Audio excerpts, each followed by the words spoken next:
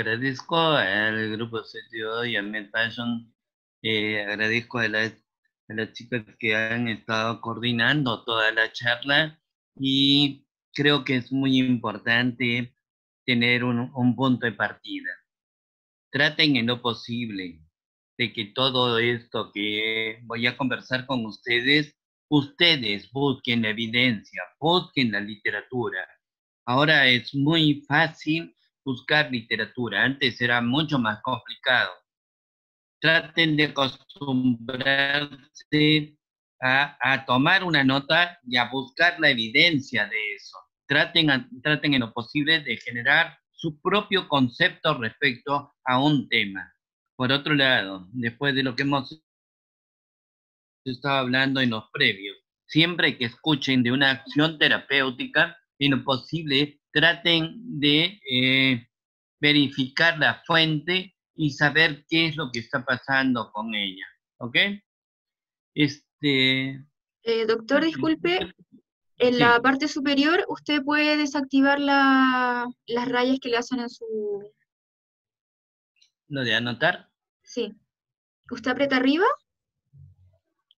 y sale como desactivar las marcas de la ponencia. Pero yo no, eso va a depender de lo que están rayando, ¿eh? Sí, chicos, por favor, un Pero poquito bueno, más de respeto en esa situación. Vamos a evitar ese tipo de situaciones porque para que el doctor pueda continuar. allá, ya lo estoy inhabilitando, ¿sí?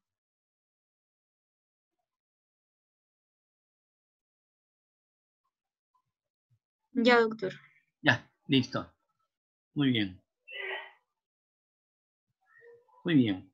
Disculpa por la aparición de algunos signos dentro de las láminas. Siempre sucede, siempre hay colegas o personas que puedan tener esa actitud y lamentamos eso, realmente lo lamentamos. Muy bien, vamos a empezar.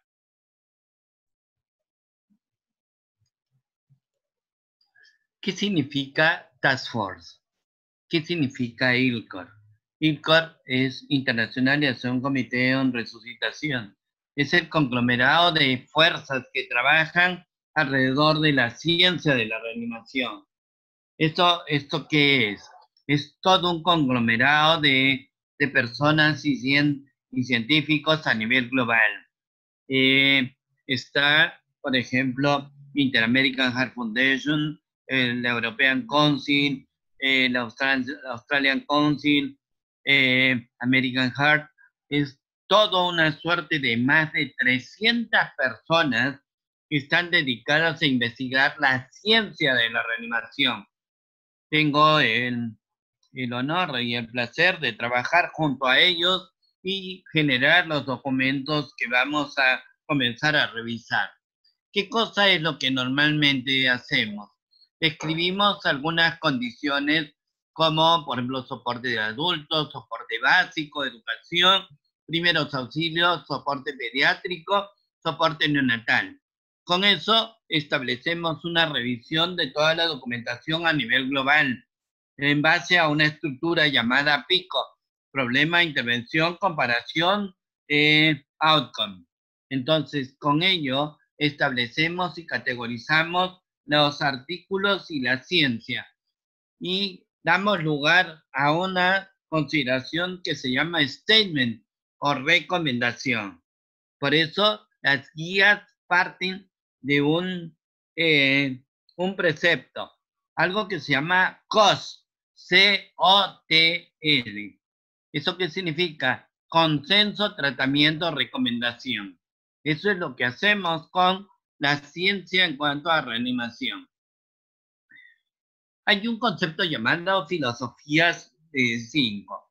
¿Esto qué cosa significa? Son 5 grandes patologías que nosotros tenemos que estar chequeando. Estas 5 grandes patologías son dependientes de 2 condiciones: tiempo e intervención. Es decir, algunas patologías que nosotros estudiamos son tiempo dependiente e intervención dependiente. Por ejemplo, el tema que nosotros estamos tocando ahora, reanimación cardiopulmonar, es tiempo dependiente. Ustedes ven acá anotado ECC. ECC es emergencias cardiovasculares. Y allí está arresto cardíaco o paro cardíaco. Y ustedes ven que también está en rojo y está dependiente de la intervención. ¿Esto qué significa? Cuando más temprano diagnostiquemos y más temprano intervengamos en el tratamiento, mucho mejor para el paciente. Ustedes ven que las 5 grandes patologías son accidente vascular, infarto miocardio y las entidades ligadas a emergencia cardiovascular. Esto es tiempo dependiente. Trauma, emergencia quirúrgica y sepsis. Y intervención dependiente, arresto cardíaco y falla respiratoria. Recuerden que no es excluyente uno de otro. Normalmente, ¿qué cosa sucede en la reanimación? Para la filosofía del manejo de la reanimación, se crearon estas 2 cadenas de supervivencia. En el 2015, antes, en el 2010-2005, teníamos una sola cadena de supervivencia, que era clásicamente vigilancia, prevención, activación, RCP precoz, desfibrilación precoz y soporte avanzado. A partir de 2015 se establecen 2 cadenas de reanimación, una a nivel intrahospitalario y otra a nivel extrahospitalario. Por eso está acá PCEH, extrahospitalario. Muy bien, ¿qué significaba la cadena intrahospitalaria? La cadena intrahospitalaria es básicamente vigilancia y prevención en su primer eslabón. ¿Esto qué quiere decir? Que todos nuestros pacientes deben ser chequeados y deben ser vigilados a lo largo del tiempo. Reconocimiento y activación del sistema. Cuando nosotros tenemos un arresto cardíaco, una emergencia cardiovascular, rápidamente tenemos que activar el código que corresponde. En el caso de paro cardíaco es código azul, es universal eso. Una vez que sucede esto, empieza la reanimación cardiopulmonar. La RCP precoz es fundamental en todo el proceso. Luego de ello tenemos desfibrilación temprana. La desfibrilación quiere decir una condición, acceso. Acceso. ¿Cuántos de ustedes han visto un cardiodesfibrilador en la calle, por ejemplo? ¿Cuántos de ustedes tienen acceso a un cardiodesfibrilador en un teatro, en un estadio? No hay. Y en un hospital mucho más debe ser el acceso. Y finalmente está el soporte avanzado. Ustedes ven en la cadena inferior, que es la cadena para el paro extrahospitalario. Y lo primero que hay es el reconocimiento y la activación del sistema. Es muy importante esto porque la recomendación para el año 19 cambió en una observación clave. Tenemos que el sistema ayudar a todo el proceso de reanimación, dirigiéndolo desde su central. Pero para ello teníamos que cambiar toda la estructura del sistema de salud. Y luego de ello continúa compresiones tempranas, desfibrilación, transporte y soporte avanzado. Siempre recordar esto. Este es el eje de toda nuestra carrera. Define, categoriza, actúa. Define qué cosa tienes. Categoriza el riesgo, actúa. Y esto es en todas las condiciones. Nosotros lo primero que tenemos que hacer es evaluar, mirar al paciente. Nunca, nunca, chicos, nunca hagan un diagnóstico sin ver al paciente, sin examinarlo de modo íntegro. Identifiquen los riesgos, identifiquen los daños. Es cierto que en el proceso yo puedo tener riesgo, yo ya voy actuando, intervengo. Por eso el eje evaluar, identificar, intervenir justo se monta sobre lo que anteriormente he dicho. Define, categoriza, actúa. Define que tienes, categoriza el riesgo, actúa. Muy bien.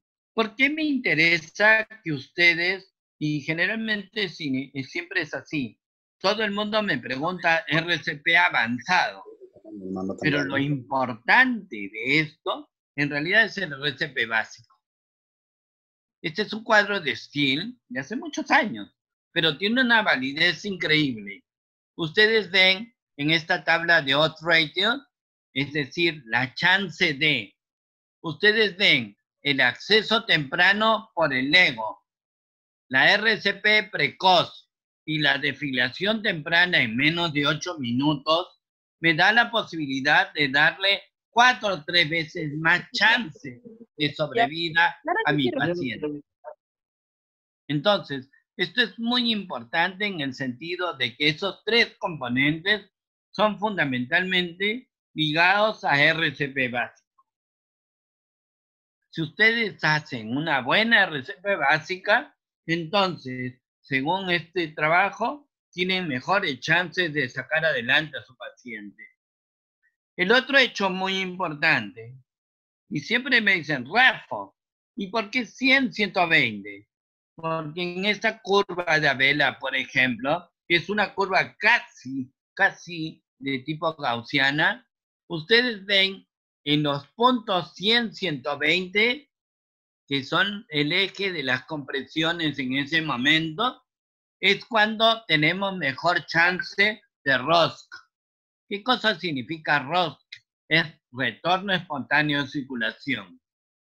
Si ustedes logran darle al paciente 100, 120 por minuto, tienen mejores chances de recuperar el pulso. Miren las columnas en negro. Ustedes ven que no llega a 100, 120 por minuto, el ROSC cae. Por ello es muy importante y es parte del concepto de calidad de la RCP, la frecuencia de las compresiones. El otro hecho es la profundidad. En la profundidad nosotros vemos la calidad de las compresiones en cuanto a permitir que el ventrículo eyecte sangre por cada compresión. Nosotros debemos comprimir más o menos 2 pulgadas a 1,5 para poder elevar la calidad de sobrevida de nuestro paciente. Pero un hecho muy importante también es descomprimir. No es sacar las manos, sino permitir que el tórax reexpanda.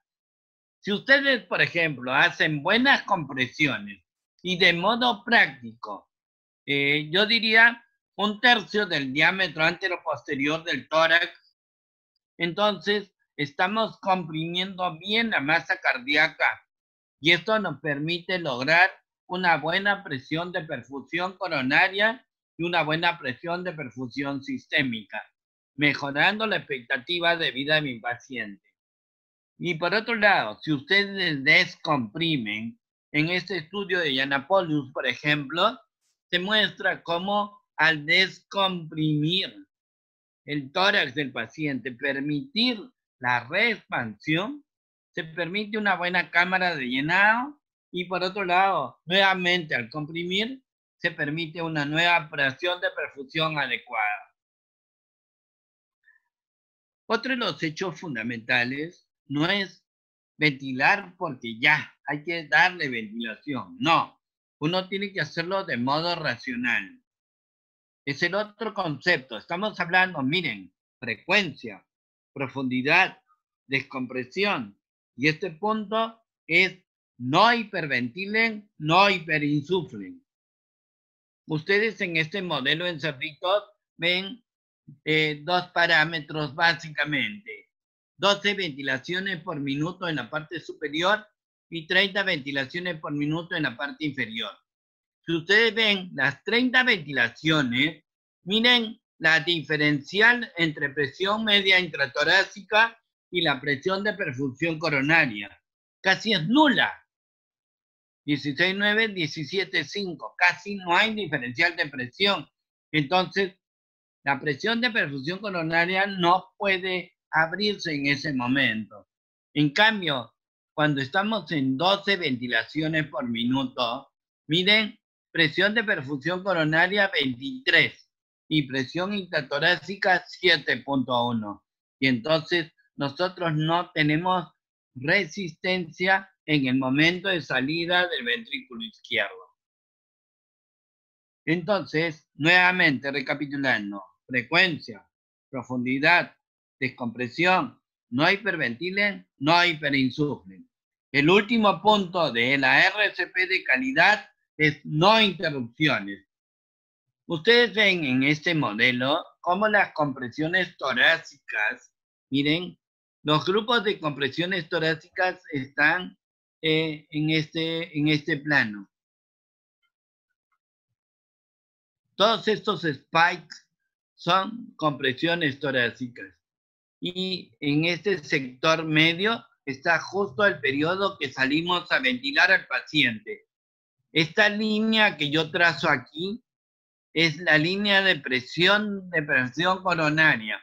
Si nosotros vencemos esa línea, recién se está perfundiendo el miocardio y abriendo la coronaria. Esto se logra con las compresiones. Pero ustedes se dan cuenta que yo comprimo y cuando salgo a ventilar, la presión cae a 0. Y por supuesto se eleva la presión intratorácica. Otra vez, vuelvo a comprimir, otra vez perfundo. Entonces, este periodo de interrupción tiene que ser lo más breve posible. Por eso acá arriba dice no perfusión. Y en este caso, no perfusión cerebral. Entonces, no debe haber interrupciones. Por eso se estila de que si el paciente va a tener compresión-ventilación, el componente ventilatorio oxigenatorio del paciente no debe durar más allá de 4 segundos. La otra estrategia es compresiones continuas. Y es algo que se estudió y se generó como un punto que se llamaba reanimación cardiocerebral. ¿Por qué? Porque ocasionaba una presión continua en todo el sistema. Ustedes ven que en todo momento estamos venciendo la presión de perfusión coronaria y estamos alcanzando una presión continua de perfusión cerebral. Un hecho que nos puede ayudar a mirar la calidad de nuestra RCP si es que el paciente está intubado y tenemos capacidad de medir el CO2 exhalado, eso nos ayuda en cuanto a mirar si el paciente tiene ROSC o no, o si está perfundiendo adecuadamente. Acuérdense que ROSC es retorno espontáneo en circulación. Ustedes miran en esta tabla, el paciente está no intubado. El paciente está intubado y ya capturo un ligero incremento del CO2 expirado, pero está por debajo de la línea normal. Nosotros estamos haciendo compresiones torácicas y las compresiones, miren, mejora un poquito la continuidad del CO2, pero en cuanto hay retorno espontáneo en circulación, dramáticamente se eleva esta curva y alcanza niveles casi normales de CO2 expirado más allá de 35. Entonces, el CO2 expirado me puede ayudar a mirar la presencia de ROSC y por otro lado de la calidad de la reanimación. Ustedes han visto que el tercer eslabón de la cadena de supervivencia es defibrilación temprana. Eso Marco, por ejemplo, eso podría ser parte de un trabajo de investigación y lo podríamos hacer en toda Latinoamérica. Hay gente acá de Paraguay, Uruguay, Nicaragua, Honduras, México. Si cada uno de nosotros siguiéramos el mismo protocolo y miráramos los tiempos de respuesta en desfibrilación, podríamos tener ese dato. ¿Esto qué significa? Ustedes han visto que el tiempo de desfibrilación máxima extrahospitalaria es 8 minutos. 8 minutos. O sea, se supone que en 8 minutos, si yo estoy en la calle, me deben desfibrilar. ¿Se logra eso? ¿Se puede hacer eso? Hay países en Latinoamérica como Uruguay que está teniendo una experiencia muy grande sobre acceso público a la desfibrilación. Y de verdad felicito esas iniciativas. En el hospital, el tiempo de desfibrilación óptima debe ser de entre los 3 minutos. ¿Realmente sucede eso? Y entonces, miren chicos, solo midiendo el tiempo de desfibrilación y el outcome o resultado final y luego tiempo de sobrevida y calidad de vida, ya tenemos un trabajo bonito. Tratemos de plasmarlo. De repente lo podemos coordinar todos y todos comenzamos a medir esos tiempos. ¿Por qué es importante? Cuando nosotros tenemos fibrilación ventricular, tenemos tres fases reales. Una fase eléctrica, una fase circulatoria y una fase metabólica. Es el componente trimodal de la fibrilación ventricular. En la fase eléctrica, miren, 3 a 5 minutos. Por eso es que si yo desfibrilo dentro de los 3 primeros minutos, tengo mayor chance de éxito para la desfibrilación. El siguiente componente es la fase circulatoria y está en 5 a 10 minutos. En esto ya hay compromiso, pero la RCP de buena calidad con buenas compresiones puede ayudar a perfundir el miocardio y a mantenerlo viable para la desfibrilación. Pero ustedes se dan cuenta que ya entramos en una fase amarilla, o sea, estamos en peligro. Y si nosotros estamos más allá de los 10 minutos y no hemos desfibrilado, simplemente ya estamos en la fase metabólica y la posibilidad de sobrevida de nuestro paciente es muy mala. Por ello, los estándares es tiempo de desfibrilación intrahospitalaria 3 minutos. Tiempo de desfibrilación extrahospitalaria máximo 8 minutos. ¿Esto qué quiere decir? Acceso a la desfibrilación. Ustedes ven que el tiempo de colapso y el tiempo de desfibrilación es importante. Cuanto más temprano yo tengo este proceso de recuperación del colapso y desfibrilación dentro de los 3 minutos, mejor capacidad de sobrevida tenemos. Y es importante, por eso Cummings hace muchos años hace un statement. Dice, por cada minuto que pasa, tenemos 10% menos chance de recuperar a nuestro paciente. Uno de los hechos fundamentales. Acá dice, interrumpir la RCP, no para mí. He hecho un poco de juego con el título. Hace mucho tiempo, Jean-Louis Vicent escribe un artículo alrededor de sepsis que dice, SIRS no me gusta. Era SIRS don't like me. Entonces, el tema era la acronimia SIRS, que era reacción inflamatoria sistémica. Para Jean-Louis Vicent no era tan sensible ni específico para la sepsis. Por eso hace un artículo, SIRS no me gusta. Entonces, en base a eso, yo hago un título que se llama Interrumpir la RCP, no para mí. ¿Por qué? Cuando nosotros tratamos de intubar a un paciente, podemos tener tiempos muy largos sin comprimir, sin ventilar.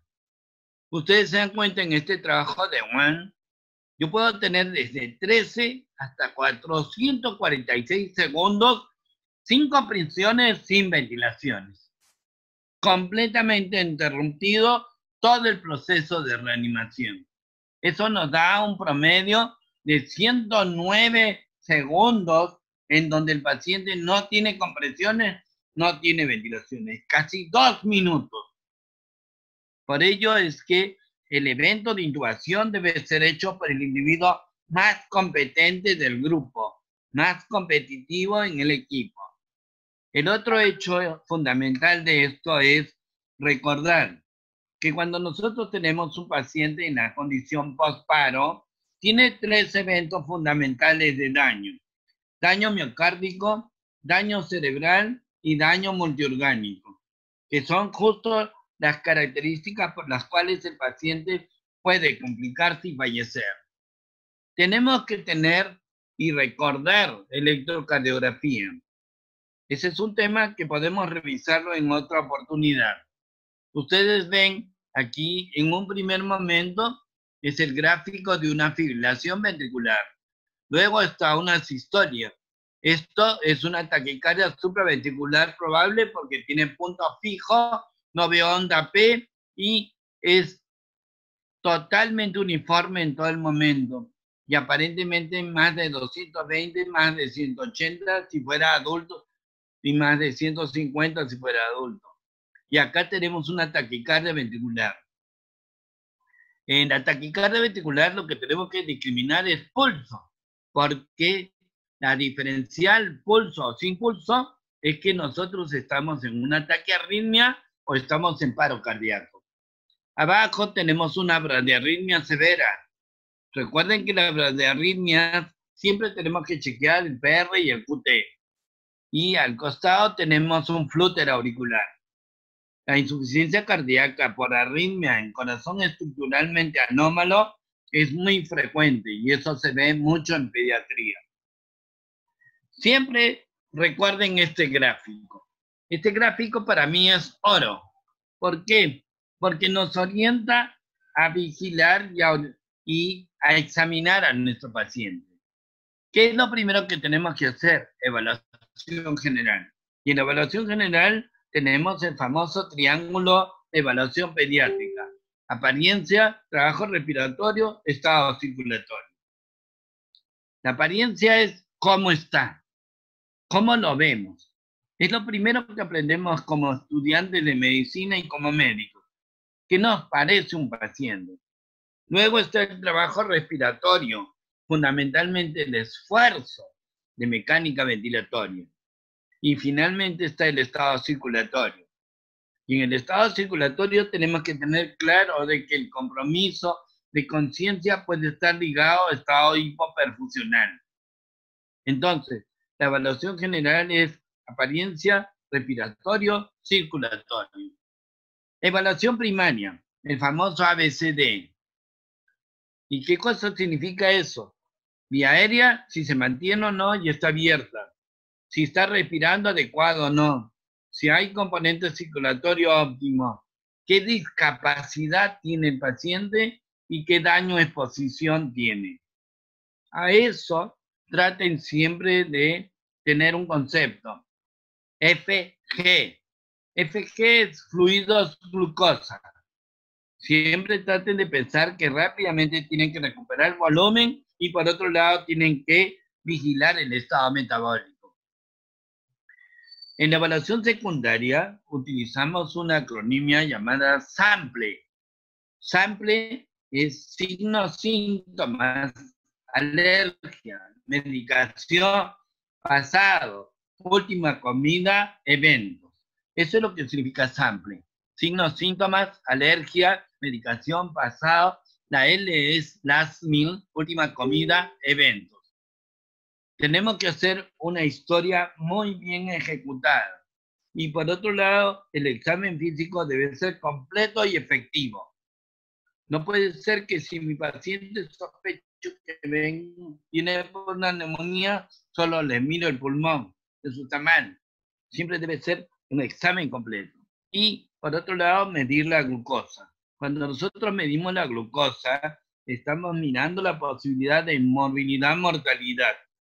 La disglicemia, tanto la hipo como la hiperglicemia, tiene bastantes estudios al respecto en el sentido de morbilidad, mortalidad. La evaluación terciaria es todos los exámenes auxiliares que me ayudan a verificar mi diagnóstico. No es le voy a tomar por si acaso esto para ver qué tiene. No. Acostúmbrense, chicos, a orientar el examen auxiliar. El examen auxiliar es un examen que me va a ayudar a confirmar mi presunción diagnóstica. ¿Ok?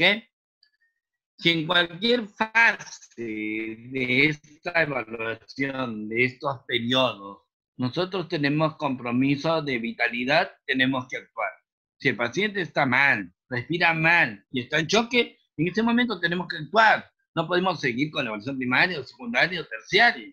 Simplemente tomamos acciones en ese momento. Luego de ello, nosotros tenemos dos grandes síndromes. Un síndrome respiratorio, un síndrome circulatorio. Y en el síndrome respiratorio tenemos 4 grandes subgrupos. Recuerden y ordenen su cabeza. Cierren los ojos y miren de arriba abajo. Vía aérea superior, vía aérea inferior, parénquima pulmonar, drive central o control central de la respiración. Y ustedes tienen allí todas las patologías que puedan pensar respecto a problemas respiratorios. Vía aérea superior, por ejemplo, una epiglotitis, cuerpo extraño, croup. Vía aérea inferior, bronquiolitis, asma. Parénquima pulmonar, neumonía, insuficiencia cardíaca, neumonitis, compromiso de intersticio. Drive central, trauma, miastenia, Guillain-Barré, control central de la respiración. Entonces, tenemos ordenado allí el proceso. En el componente circulatorio tenemos 4 subgrupos de shock. El primero y el más frecuente, el hipovolémico. Y en el hipovolémico tenemos el hemorrágico no hemorrágico. Y el no hemorrágico más frecuente es diarrea. Luego de eso tenemos choque distributivo. Y en el choque distributivo tenemos que recordar 3 componentes. Choque anafiláctico, choque neurogénico y uno de los choques más severos que hay, sepsis. Pero sepsis actualmente también se comporta como si fuera otros tipos de shock, ¿no? Cuando revisemos en algún momento sepsis, quizá podamos conversar sobre ello. El siguiente paso es choque cardiogénico, sobre todo en aquellos que tienen patología estructural o hay un componente arritmogénico. Finalmente tenemos choque obstructivo, por ejemplo, neumotórax tensión, derrame pericárdico. Esas condiciones pueden originar manejo de choque. Siempre tenemos que recordar, al lado de la cama del paciente, eventos. Y estos eventos son fundamentalmente ligados a funciones y signos vitales. Una regla, por decir, si yo veo a un niño con una frecuencia cardíaca y es un lactante y está en 220, ese chiquito está en una taquiarritmia severa. Si está en 180 y es un niño o adolescente, está en taquiarritmia. Entonces, los puntos de corte para arriba, 220, 180. Pero para abajo, el punto de corte es 60. Si yo tengo un punto de corte de 60 con compromiso hemodinámico, mi paciente está en falla. Por eso es muy importante definir compromiso hemodinámico. Y compromiso hemodinámico, ¿qué quiere decir? Hipotensión, alteración perfusional y trastorno de conciencia. Eso es compromiso hemodinámico. El siguiente aspecto es componente respiratorio. El componente respiratorio universal para arriba está en 50-60 por minuto. Si yo tengo ese patrón respiratorio, simplemente mi paciente se compromete. Y el punto inferior para abajo en brademia, 8 a 10 ventilaciones por minuto. De acuerdo a la condición respiratoria, yo puedo decir qué cosa está pasando con mi paciente. Presión arterial es algo que debemos obligarnos a medir. Una de las formas claves es medir presión sistólica por debajo del 5º percentil. ¿Cuál es la mnemotecnia o la estrategia? Piensen en un tema. 60, 70, 70 más el doble de la edad, más de 90. Así como si fuera una gordita con cintura. ¿Ok? Entonces, 60 neonatos. 70 hasta el año de edad. De un mes hasta el año. De un año de edad hasta los 10 años, 70 más el doble de la edad. Y más de 90, 10 años para adelante.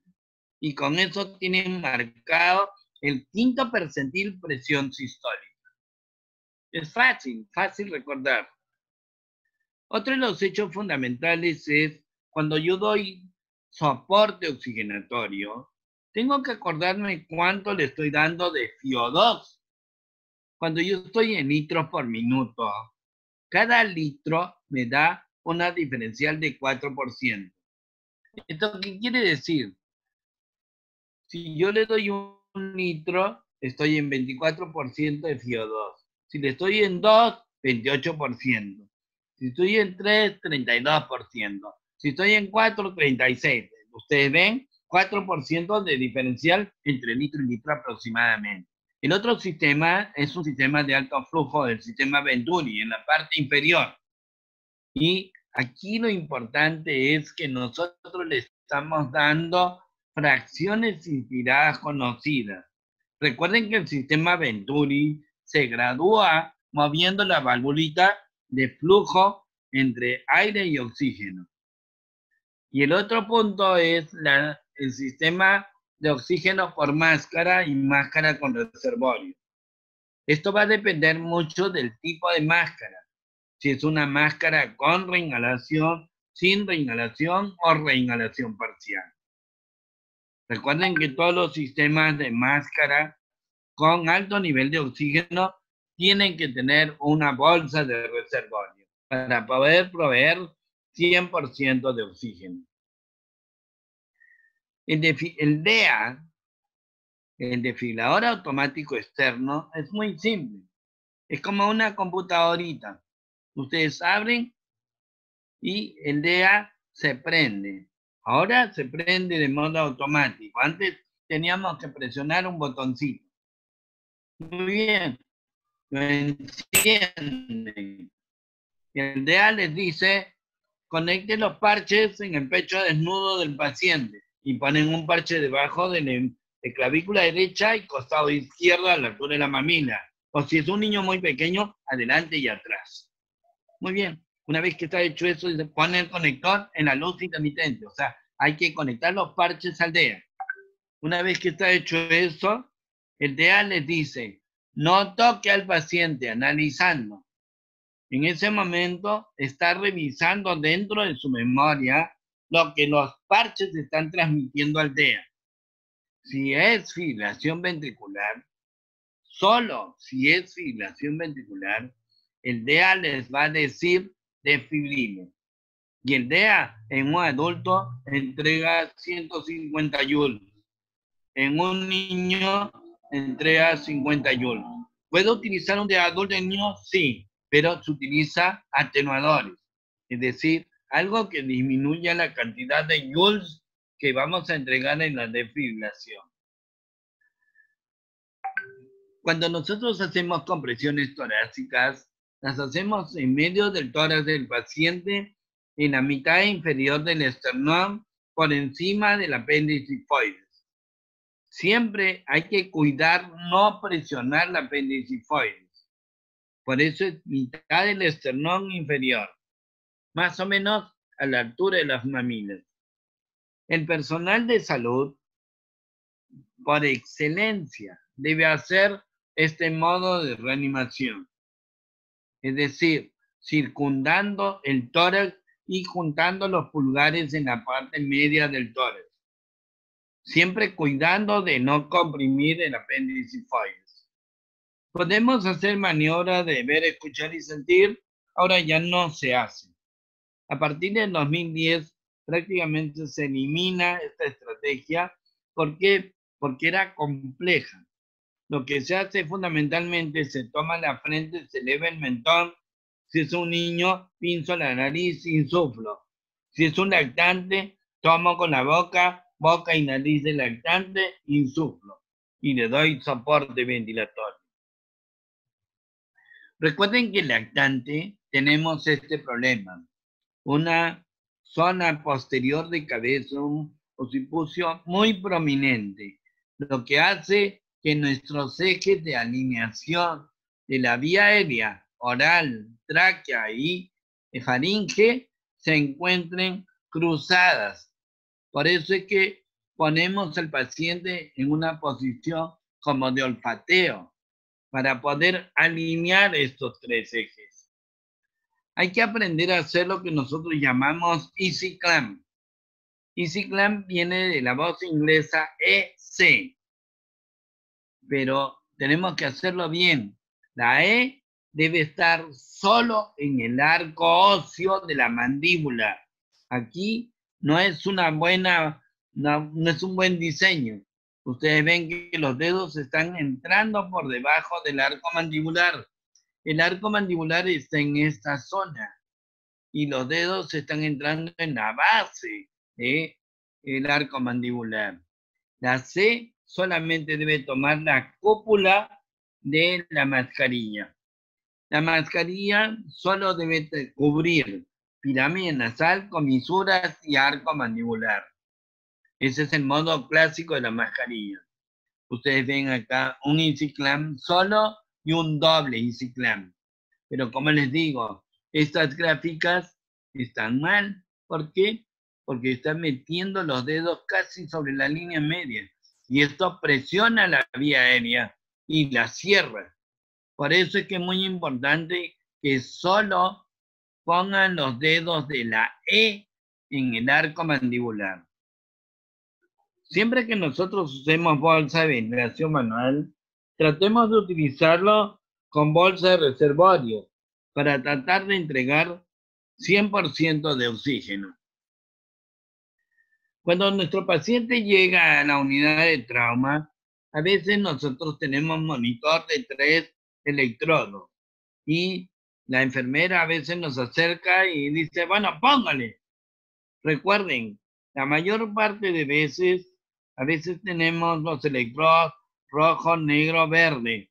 Esos tienen letritas y dice derecha, izquierda o pie. Pero a veces nos entregan estos electrodos blancos, negro, rojo y no tienen letritas. Recuerden, el blanco siempre a la derecha, negro a la izquierda y rojo abajo. Muy bien, algoritmo de RCP básica. El algoritmo de RCP básica, tanto de un reanimador como de 2 reanimadores, cumple el mismo escenario. Siempre debemos partir por seguridad en la escena. Nunca entren a reanimar si el escenario no es seguro. Siempre verifiquen eso. ¿Por qué? Porque no pueden ustedes ser el segundo reanimado. Siempre la seguridad prima en cuanto a la reanimación. Entonces, primero, seguridad en la escena. Estamos hablando de la RCP clásica. Después voy a hacer una pequeña nota sobre COVID, pero fundamentalmente RCP básico clásico. Escenario seguro. El siguiente paso es evaluar la conciencia del paciente. Y es bastante simple. Y lo único que tienen que decir es, hey, ¿está usted bien? Punto, se acabó. Todos ustedes me dicen, pero Rafa, y si es un lactante no me va a contestar. Pero solamente el hecho del sonido ya es un estímulo bastante fuerte. Aparte, le van a dar palmaditas en la planta de los pies. Muy bien, una vez que está evaluado y está inconsciente o no responde, activan el sistema. Todo paciente no responsivo tienen que activar el sistema. Piden ayuda. Acto seguido, evalúan en este componente. Y este hexágono fue sumamente complicado. ¿Por qué? Porque tenían que evaluar de modo simultáneo respiración y pulso. Es decir, miran si el paciente está respirando adecuadamente o no, y por otro lado palpan pulso. Si es un lactantito yo estoy tomándole pulso braquial. Si es un niño, estoy tomándole probablemente pulso carotídeo. Muy bien. Si el paciente respira, entonces probablemente el paciente está con pulso. Pero hay que ver ahora la calidad de esa perfusión. Puede que el paciente esté respirando, pero inadecuado. Ustedes le dan soporte, le dan FiO2, le pueden dar soporte con bolsa máscara para tratar de compensar el trabajo del paciente. Si el paciente no tiene pulso, simplemente tampoco va a respirar. Y empiezan compresiones torácicas. Si ustedes están solos, dan 32. Si están acompañados, 15-2. Muy bien. Mientras tanto, como pidieron ayuda, también pidieron un desfibrilador automático externo o un cardiodesfibrilador. Cuando llega, lo que hacen es poner los parches o poner los electrodos para mirar qué tipo de arritmia pueda tener. Si es una fibrilación ventricular, tienen que desfibrilar lo más rápido posible. Muy bien, vamos a entrar al algoritmo avanzado de arresto cardíaco. El algoritmo avanzado tiene dos brazos. Un brazo en donde está fibrilación ventricular, taquicardia ventricular sin pulso, que es este de aquí. Y el otro brazo es asistolia, actividad eléctrica sin pulso. Recuerden que ustedes han empezado con la RCP básica. Escenario seguro, inconsciencia, activaron el sistema, evaluaron respiración, pulso, no hay pulso, iniciaron compresiones torácicas. Ustedes están en la unidad de trauma, piden oxígeno monitor. Oxígeno monitor.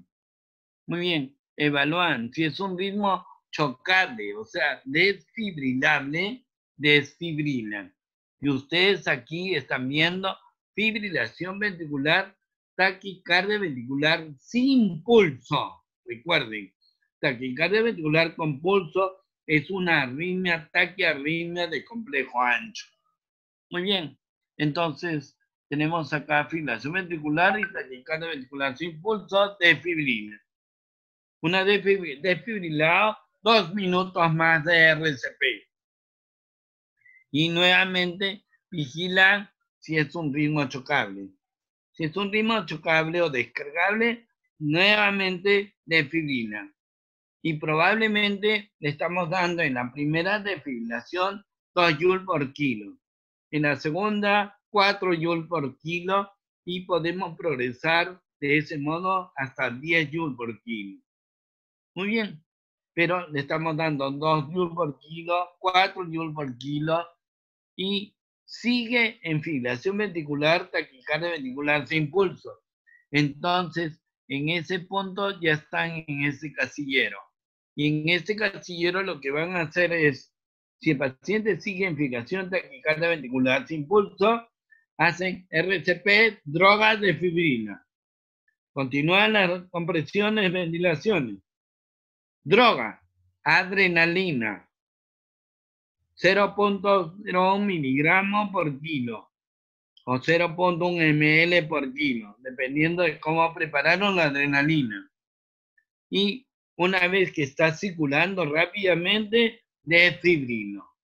Entonces, esta estrategia es RCP, adrenalina, desfibrilo. Sigo viendo el monitor y de repente el monitor me dice, sigue en fibrilación ventricular, taquicardia ventricular sin pulso. Yo puedo en ese momento darle amiodarona. Y la amiodarona le puedo entregar un bolo de 5 miligramos por kilo. Muy bien. O le puedo dar lidocaína. Y lidocaína le estoy dando 1 miligramo por kilo. Y si continúa, entonces cerramos el círculo. ¿Ok? Ustedes me dicen, Rafa, pero no tengo amiodarona, no tengo lidocaína. Yo puedo continuar con adrenalina cada 3-5 minutos. ¿Ok? Entonces, el eje de la reanimación en fibrilación ventricular, taquicardia ventricular sin pulso. Escuchen. Tenemos RCP. Ritmo chocable, definido. Chequeo. Sigue en fibrilación ventricular, taquicardia ventricular. 2 minutos de RCP, defibrilo. Sigue en taquicardia ventricular, fibrilación ventricular. Chequeo el ritmo. Entonces, RCP, adrenalina, defibrilo. Sigue en taquicardia ventricular sin pulso, fibrilación ventricular. Chequeo, RCP, amiodarona, lidocaína y defibrilo. ¿Ok? Muy bien. El otro brazo es asistolia PEA. En asistolia PEA es bien fácil. Acuérdense que actividad eléctrica sin pulso es cualquier ritmo que no tenga pulso. Por eso se llama actividad eléctrica sin pulso. Muy bien. Entonces, en estos hacemos RCP y adrenalina cada 3-5 minutos, como dice en el cuadrito acá. Adrenalina o epinefrina.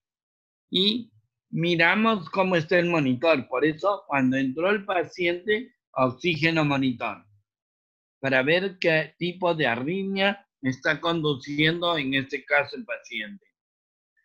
Siempre tenemos que pensar que el componente en el adulto, por ejemplo, es un componente circular en cuanto a RCP y defibrila, hasta que el paciente sale. Cuando nosotros tenemos entonces esas consideraciones, tenemos que juntar toda la imagen. Ustedes ven RCP, defibrila, RCP, defibrila, RCP, droga, defibrila, RCP, droga, defibrila. Y en el otro lado, solamente RCP, droga. ¿Ok? Los parches, ustedes ven en esta idea, están colocados adelante y atrás del niño para tratar de desfibrilar. Siempre que tengamos un paciente en la etapa de post-resucitación, tenemos que tener metas muy claras para tratar de manejar el paciente. Una de las cosas es de que cuando más temprano manejamos la fase de recuperación del paciente y la fase de posarresto, nosotros limitamos el daño a nivel de miocardio, limitamos el daño a nivel del cerebro y limitamos el daño a nivel de otros órganos. Por ello, nuestras metas en el post-resucitado deben ser claras. Dense cuenta que el daño de injuria cerebral es una de las causas muy frecuentes de mortalidad posterior. Y la otra condición es la propia isquemia y la propia lesión del miocardio. Tenemos que tener metas muy claras para el manejo del posarresto. Mantener estabilidad hemodinámica. Cuidar el cerebro. No hiperventilar. Prevenir las causas que llevaron al arresto cardíaco. Y tratar de mantener una buena actividad de mecánica tanto oxigenatoria como de perfusión. Podemos tentativamente postular a hacer hipotermia. No hay mayor diferencia entre hipotermia y normotermia en cuanto al pronóstico del paciente. Tenemos que hacer sedación y manejo metabólico hidrosalino del paciente. El equipo de reanimación debe ser este. Uno está en vía aérea, otro está en medicación desfibrilador, otro está solo comprimiendo y un tercero, un cuarto o sexto está registrando, observando y el líder del equipo dirige a todo el equipo. El líder y el lenguaje dentro de la reanimación debe tener una estrategia. Debe ser un lenguaje cerrado, debe tener mensajes claros, los roles deben estar claramente definidos. Si no conocemos algo, decimos no lo sé. Es muy importante aceptar cosas que no conocemos. Compartir el conocimiento es algo que definitivamente tenemos que hacer todos. Intervención constructiva. Nada de estar gritando tonterías dentro del proceso. Simplemente uno tiene que construir en ese momento. Y luego de que pasa todo, tenemos que reevaluar y hacer algo que nosotros llamamos debriefing. Discutir qué cosa hicimos bien, qué cosa podemos mejorar. Todo el equipo debe tener un respeto mutuo entre todos sus miembros y respeto por el paciente. Esta es la website de International Committee on Resuscitación. Acá ustedes encuentran toda la literatura de la RCP, ilcor.org. Y acá ustedes pueden obtener todos los avances que tenemos hasta el momento. Antes hacíamos consensos cada 5 años. Ahora se está publicando por cada año un gran consenso. Está publicado en 2017, 18 y 19. Y ahora en octubre y noviembre ya debemos consolidar todo el documento. Eventualmente tenemos a veces este tema. Y esto fue motivo de una nota en New England. Un paciente que llega a la unidad de trauma shock en paro cardíaco. Abren la camiseta, intentan reanimar y encuentra un tatuaje que decía no resucitación. Las órdenes de no resucitación o órdenes anticipadas son algo que debemos respetar. Latinoamérica todavía no tiene una regulatoria al respecto. El equipo debe trabajar de modo sincronizado, ordenado, limpio. Eventualmente a veces puede haber un descalabro dentro de la sala, pero debe tratar de mantenerse el orden.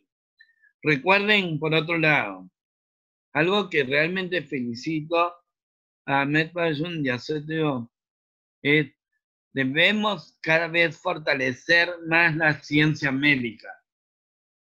Nosotros debemos reforzar esa condición. Debemos tener eficacia en cuanto a nuestro componente educacional y transportar eso e implementarlo a nivel local. Con eso nosotros podemos llevar a la sobrevida a nuestro paciente. ¿Qué tenemos dentro de las guías nuevas para el año 2020? El despachador o el respondedor del sistema de alerta puede ayudarnos a darle soporte al paciente y dirigir la RCP desde su sitio. Esto también involucra en la RCP pediátrica. Por ello es muy importante el entrenamiento del despachador en cuanto al reconocimiento a distancia del paro cardíaco. Ustedes ven aquí a un pacientito, a un niño que le están haciendo RCP y le están dando bolsa máscara. Las compresiones y ventilaciones siguen manteniéndose para todos los grupos 32.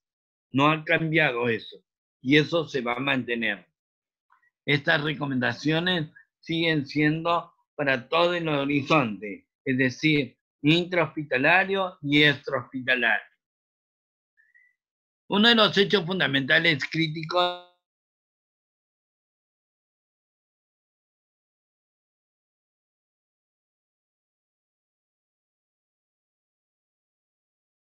es serie. Ya les dije, pero el entrenamiento debe ser efectuado con calidad y debe ser hecho en modelos simulados. El control avanzado de la vía aérea es fundamental. El siguiente paso era, ustedes vieron en el algoritmo de fibrilación ventricular, taquicardia ventricular sin pulso, que nosotros teníamos RCP, defibrila, RCP, defibrila, RCP, epinefrina, defibrila. El siguiente paso en el año 2015 era RCP, amiodarona, defibrila. Pero luego la evidencia nos hizo ver que amiodarona y lidocaína eran equivalentes. Y por lo tanto se incorpora dentro de la línea lidocaína.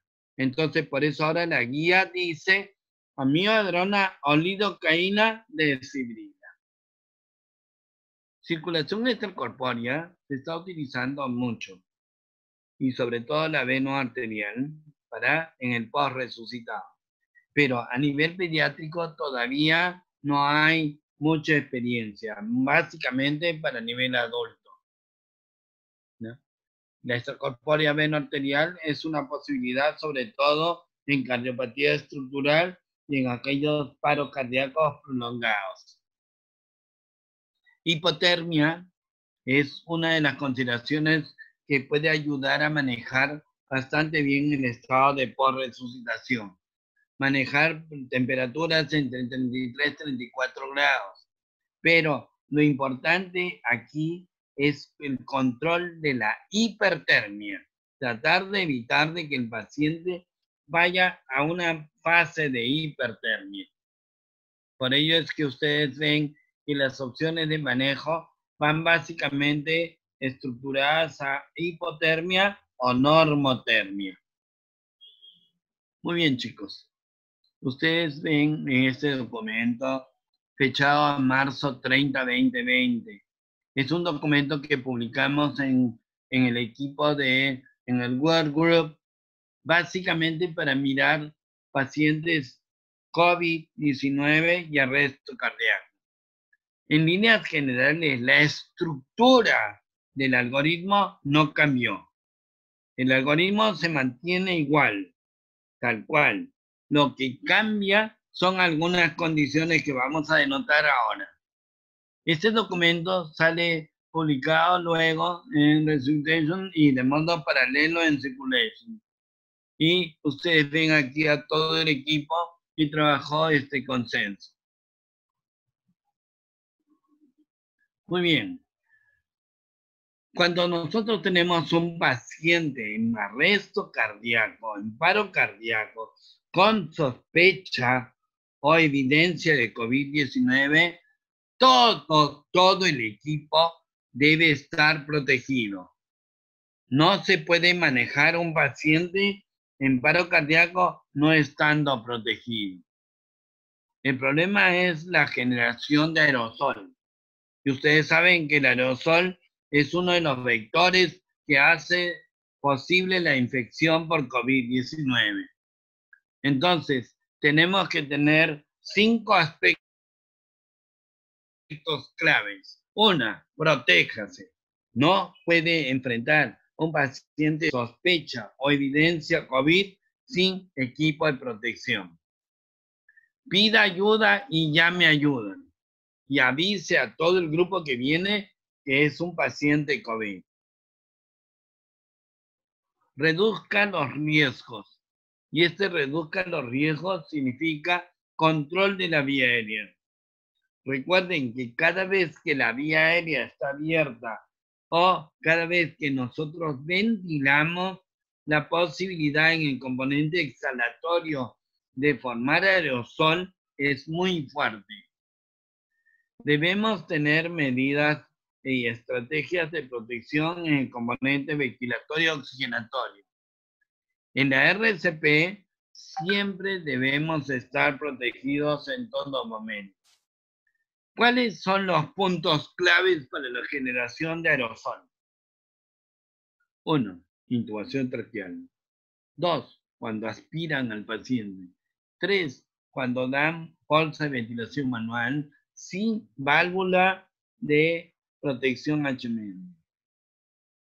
Cuando pronan al paciente y lo giran. Cuando desconectan al paciente del ventilador mecánico y se libera el aerosol. Y ventilación no invasiva y por otro lado reanimación cardiopulmonar. Todos estos puntos son claves recordar. Son 7 puntos que tienen que recordar siempre en pacientes en este momento. Ya no necesito tener una prueba de confirmación. Basta que nosotros sospechemos que es una probable COVID, tenemos que tener todas las medidas de protección adecuadas.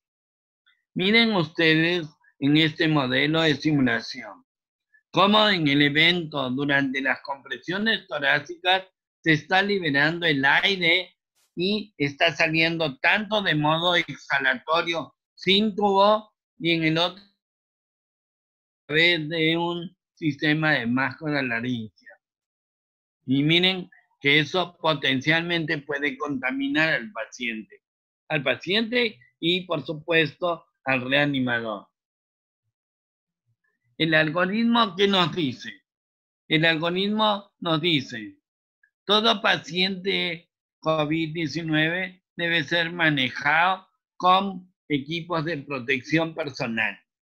Se debe limitar el acceso de personas en la reanimación. Normalmente a veces se estila un equipo de 6 personas para reanimar. En este caso puede reanimar entre 4 y 3 personas, limitando al máximo la exposición. Durante las compresiones torácicas es otra de las condiciones que yo puedo tener liberación de aerosol. Y la otra condición es cuando le estoy dando soporte con bolsa máscara. Por ello, esos son los puntos clave y vigilar a nuestro paciente. En la RCP avanzada, nosotros también tenemos algunas observaciones. Siempre tratamos de mirar que todo el equipo ya esté con el equipo de protección personal. Cuando nosotros tenemos un paciente en FB-TV, lo más rápido posible intubar. Intubar y aparte de ello tener filtros virales bacterianos entre la bolsa máscara, la bolsa tubo y el tubo traqueal debe estar rápidamente inflado el CAP. El tubo traqueal obligadamente debe ser un tubo con CAP para evitar la fuga de aerosol a través del tubo o alrededor del tubo. Ustedes ven acá el cuadro mucho más grande. Ustedes ven protección con el equipo de protección personal, ventilar con filtros y sellos y por otro lado priorizar el tema de intubación y sello del espacio supraglótico. La RCP es un evento crítico. La RCP es un evento que implica equipo y el equipo debe funcionar del modo más efectivo posible. Chicos, la RCP vamos a tener una idea después de la charla, pero la RCP se aprende de este modo. Ustedes ven en el grupo de la izquierda está haciéndose un módulo básicamente de vía aérea y cómo se maneja vía aérea.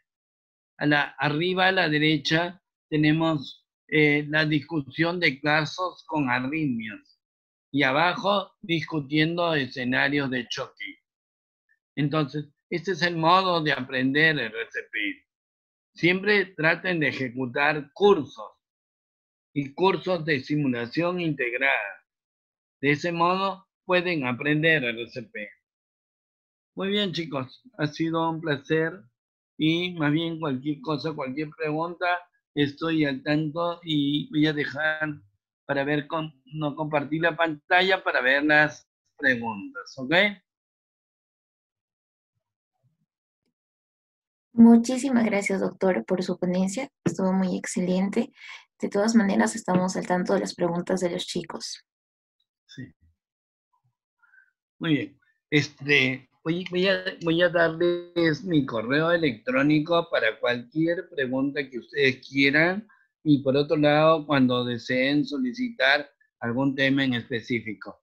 inscan@insn.gov.pe.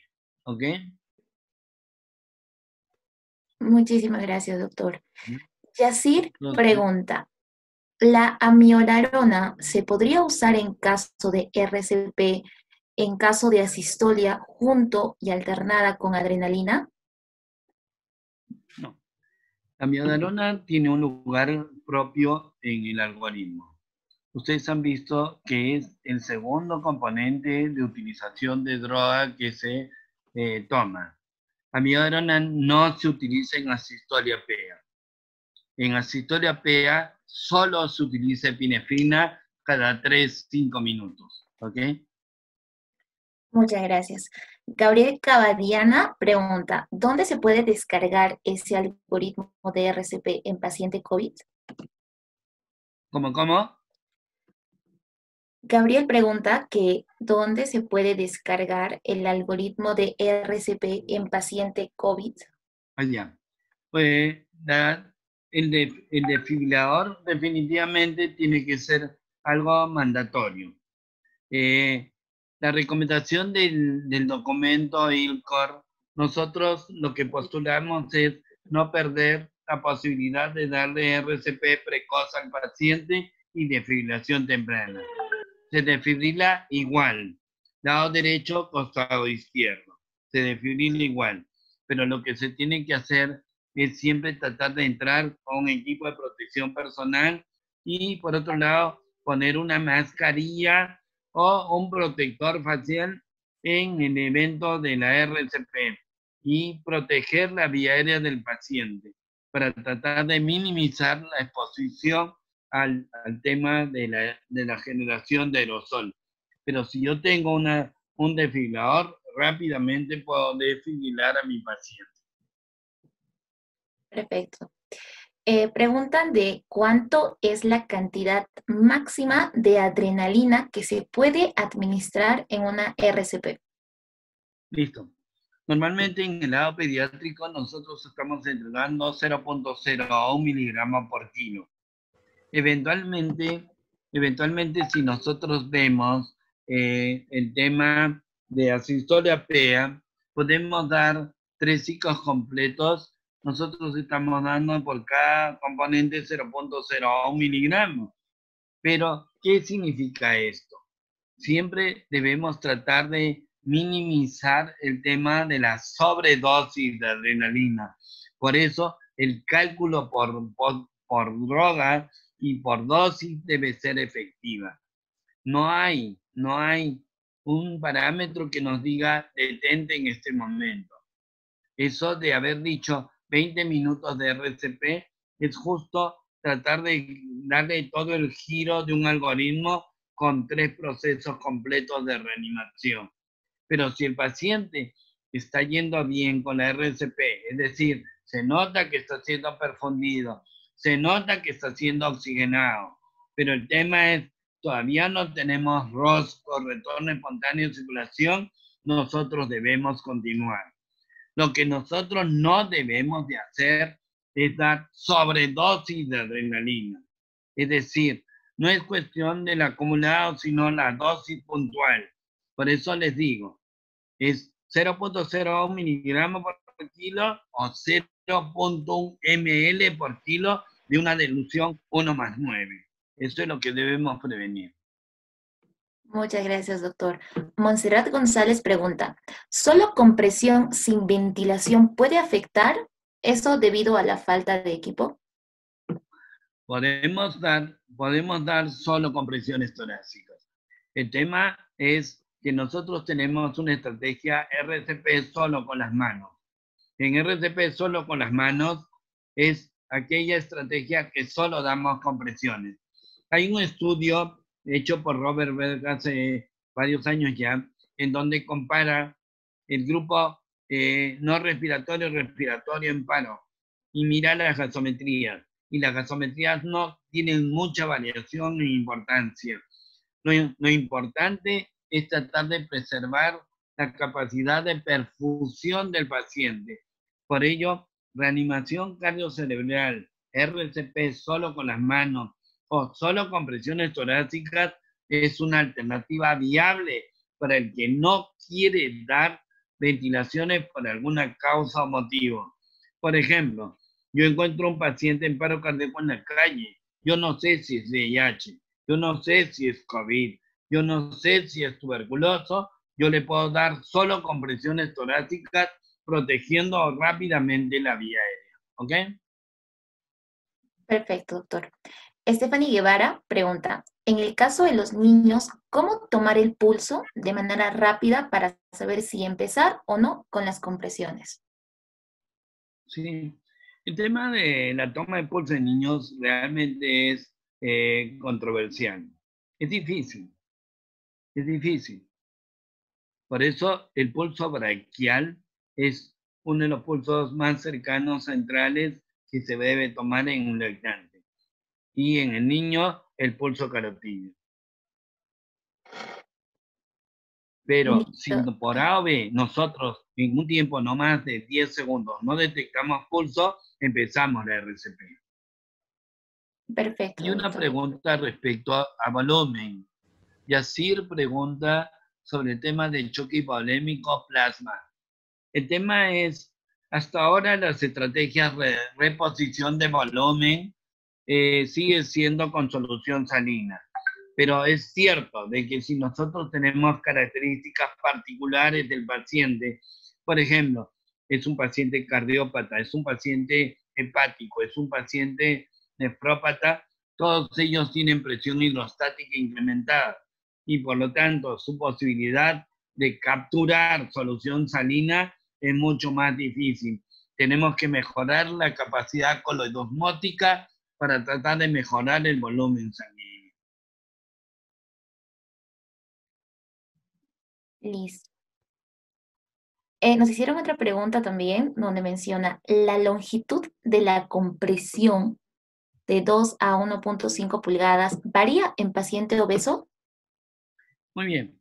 Ese es un problema Siempre se ha hablado de 2 a 1.5 pulgadas, pero el tema está, como ustedes dicen, ¿qué tal si el tórax del paciente es un tórax hiperinsuflado o es un tórax enfisematoso? ¿Será igual las compresiones? Lo que nosotros debemos de hacer básicamente es más o menos comprimir 1/3 del diámetro anteroposterior del tórax. 1/3 del diámetro anteroposterior del tórax.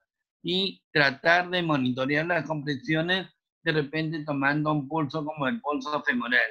Si nosotros en el caso de las compresiones percibimos el pulso, es que estamos dando buena compresión, estamos permitiendo salida del ventrículo y por lo tanto haciendo buenas compresiones torácicas. Perfecto. Ruth aquí pregunta, mencionando, buenas noches, doctor, muchas gracias por la ponencia. ¿Es útil hacer la reanimación en la cama del paciente? ¿Qué deberíamos hacer? La cama es alta y el colchón blando. ¿Qué debemos hacer? Ha visto bastantes reanimaciones en cama. Sí. Esto es bien complicado.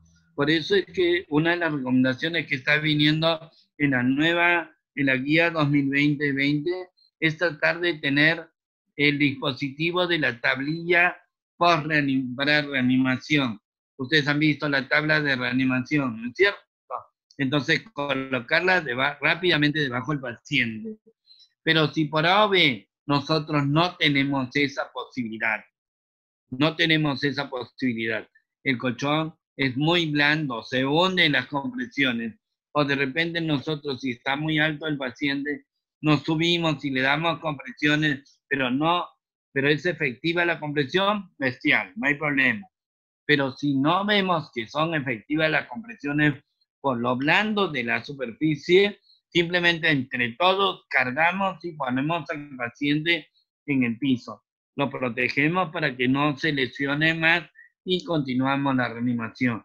Todo ello debe ser rápidamente efectuado y el equipo debe funcionar a la perfección. Por eso hablo de equipo, no hablo de un grupo que está haciendo reanimación. El equipo consigue metas. Por eso todos ustedes deben entrenarse y ver todos los escenarios posibles. Listo, doctor. Hasta el momento, esas son todas las preguntas. Si desean, chicos, pueden seguir todavía mandando las dudas para el doctor.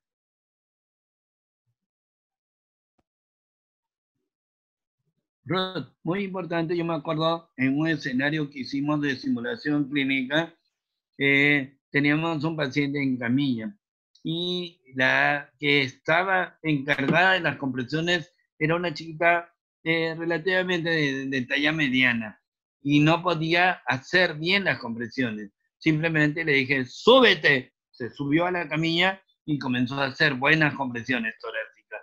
Entonces, lo importante también es esto, chicos. Es cierto que nosotros basamos todos nuestros conocimientos en evidencia, basamos ciencia. Tenemos que tener experiencia, pero también tenemos que tener sentido común e intuición. Y el sentido común me dice, si yo le estoy dando compresiones y se une mi paciente, simplemente con todo el equipo decimos, muy bien, vamos a bajarlo. Y lo bajamos cuidadosamente y rápido hacia una superficie mucho mejor. ¿Ok? Doctor, tenemos una pregunta por YouTube. Menciona, buenas noches. ¿Cuán factible es dar RCP a un paciente en prono con relación a un paciente en supino, específicamente en pacientes COVID? Muy bien. Nosotros podemos, tentativamente, vamos por dos partes. El paciente trauma es un paciente complicado, en el cual hay que mirar un sinnúmero de cosas. El otro problema es la reanimación en supino, es la reanimación clásica. Pero si el paciente está en prono, por ejemplo, tenemos un paciente COVID y está en prono y hace paro, yo puedo darle reanimación cardiopulmonar en prono. Pongo una superficie dura por debajo del tórax del paciente, pongo mis manos igual que la RCP a la altura de los ángulos de la escápula, en medio del área interescapular y comienzo a hacer compresión. Los parches del desfibrilador igual van de derecha a izquierda o adelante a atrás. Y entonces continuamos clásicamente a hacer la RCP, pero en este caso RCP con paciente en prono. Esto se practicó antes en pacientes, sobre todo en componente quirúrgico, neuroquirúrgico, porque generalmente los pacientes están boca abajo y había mucha dificultad a veces de movilizarlos y ponerlos de nuevo en supino. Por ello es que la estrategia en prono está siendo utilizada ahora en COVID-19. Listo, doctor. Tenemos otra pregunta. Dice, Paola nos comenta, en un paciente COVID en su hospital, el paciente entra en paro y hacen RCP, pero a las horas vuelve a hacer paro y ya no hacen RCP, un solo RCP. ¿Cómo es en otros hospitales o países? Muy bien. Este es un dilema de tipo ético. Un paciente post-resucitado tiene una muy baja chance de sobrevida luego de un segundo evento, definitivamente. Pero el tema es, ¿por qué? Lo que tenemos que hacer cuando tenemos un arresto cardíaco es vigilar todas las causas que pueden originar paro. Esas son las famosas H y las famosas T. Hipovolemia, hipoxemia, hidrogeniones, hiponatremia, hipocalemia, hipocalcemia, todas ellas. Taponamiento, neumotórax de tensión, trombosis venosa profunda, trombosis pulmonar, toxinas. Todo ello nosotros tenemos que discriminar. Cuando nosotros atendemos el paro, no es cuestión de que ya lo sacamos, sino tenemos que controlar todos los eventos que condujeron al paro al paciente. Eso va a minimizar un segundo. Si me hace un segundo paro, yo continúo trabajando con él. No lo abandono. Pero si yo veo que es un paciente que probablemente ya tenga poca viabilidad, analizo con el equipo la conducta y tomamos una conducta rápida al respecto. Lo importante es no perder la salvaguarda del paciente, en mayor beneficio al paciente. ¿Ok? Listo, doctor. José Luis pregunta, si tenemos un niño en un accidente de tránsito y tuvo fractura a nivel de tórax, ¿cuál sería la atención que podríamos hacer ese momento? Y tiene una ausencia de respiración. En ese momento con la atención inmediata. El punto es que hay algunas características, por ejemplo, el trauma y trauma complejo, en donde nosotros podemos tener un tórax inestable.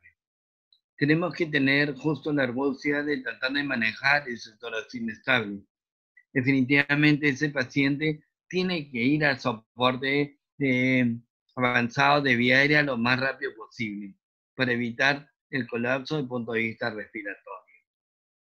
En todo caso, si es que está en arresto cardíaco, tratar de minimizar los riesgos de incrementar la injuria, pero uno tiene que empezar a RCP. ¿Ok? Perfecto, doctor. Tenemos una última pregunta por YouTube. Menciona, ¿cuándo está contraindicado la desfibrilación? ¿Cómo? Preguntan que si cuándo está contraindicado la desfibrilación.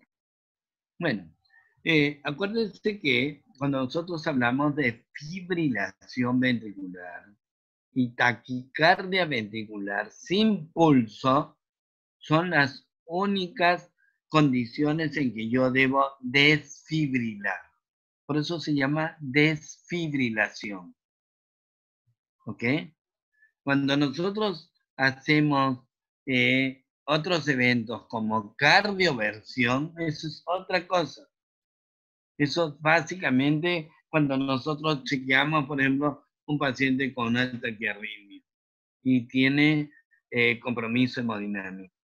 En la desfibrilación, el evento de descarga de Joule no está sincronizado, va a caer en cualquier momento del ciclo. ¿Ok? Por eso la desfibrilación solo se da en fibrilación ventricular y taquicardia ventricular sin pulso. No hay desfibrilación en ninguna otra condición para esta condición de arresto cardíaco. ¿Listo?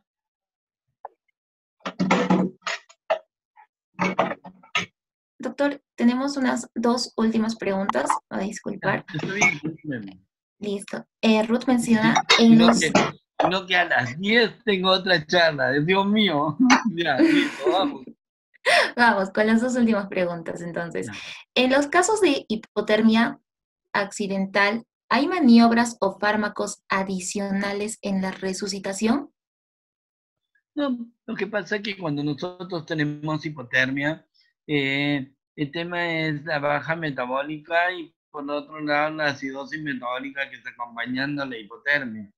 Lo que tenemos que hacer en la hipotermia clásica es recuperación y recalentamiento progresivo del paciente. Eso es lo que hay que hacer. No hay medicación asociada para ello.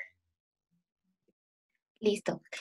La última que tenemos es, le menciona Alesa, muy buenas noches, doctor, gracias por la explicación. Una pregunta, ¿cuántas veces podría realizar un RCP? Y la otra pregunta también que hace es, ¿primero se realiza el RCP o directamente puedo hacer desfibrilación? Muy bien. El tema es este, en realidad hay las dos preguntas, donde uno puede tentativamente empezar la RCP lo más rápido posible. Uno, si yo no tengo un desfibrilador y está en fibrilación ventricular o está en taquicardia ventricular sin pulso y no tengo desfibrilador, empiezo la RCP. Pero si yo veo, es un paciente que de repente yo estoy pasando visita, está con monitor y veo que tiene fibrilación ventricular en ese momento y al costado hay un desfibrilador, rápidamente lo desfibrilo y desfibrilo primero. ¿Ok?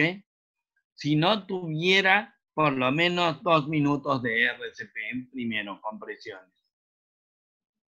Si es que tengo disponible la RCP, el desfibrilador, lo más rápido debemos desfibrilar.